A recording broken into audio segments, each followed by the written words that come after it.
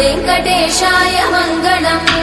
श्रीवेङ्कटाद्रिशृङ्गाग्रमङ्गलाभरणाङ्गये मङ्गलानां निवासाय श्रीनिवासाय मङ्गलम्।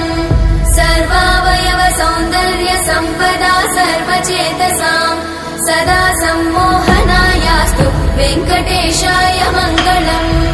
नित्याय निरवध्याय सत्यानन्दचिदात्मने सर्वान्तरात्मने श्रीमद् वेङ्कटेशाय मङ्गलम्।